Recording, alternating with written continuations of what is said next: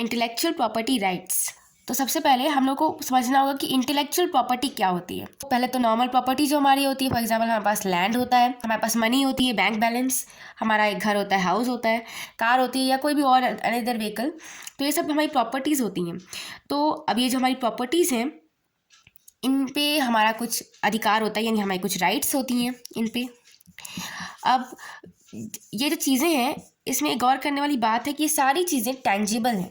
Tangible का मतलब कि हम इनको छू सकते हैं, स्मेल कर सकते हैं, टेस्ट कर सकते हैं। फॉर एग्जांपल हमारे कोई खाने की चीज़ है तो हम उसको टेस्ट कर सकते हैं, स्मेल कर सकते हैं। हमारा जो हाउस है उसको हम टच कर सकते हैं, हमारी मनी को टच कर सकते हैं, हमारे लैंड पे हम खड़े होकर देख सकते हैं, टच कर सकते हैं, कार को टच कर सकते हैं।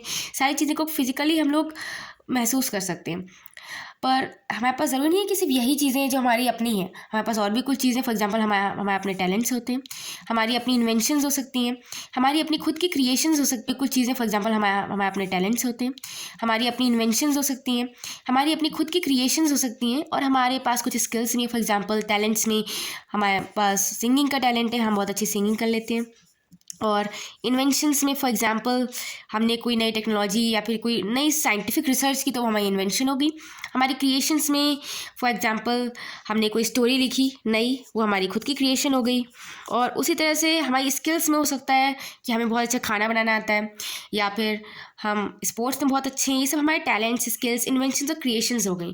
तो ये सब जो हमारी नॉर्मल प्रॉपर्टीज़ थी वो हम ओन करते थे, हमारी अपनी थी, इसलिए उन पर हमारे कुछ राइट्स थे।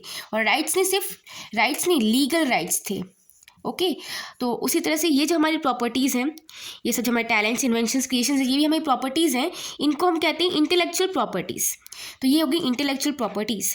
हमने खुद का गाना निकाला या गाना गा के दिखाया, हमने कोई खुद की स्टोरी लिखी या कोई इन्वेंशन की, तो ये भी हमारी खुद की प्रॉपर्टी है, इंटेलेक्चुअल प्रॉपर्टी है हमारी। तो जिस तरह से हमारे लीगल राइट्स हमारी नॉर्मल प्रॉपर्टी पे होते हैं, उस तरह हमारी इंटेलेक्चुअल प्रॉपर्टी पे भी हमारे राइट्स होते हैं। तो जो हमारे राइट्स हमारी इंटेलेक्चुअल प्रॉपर्टी पे होते हैं, उनको कहते हैं इंटेलेक्चुअल प्रॉपर्टी राइट्स, IPR।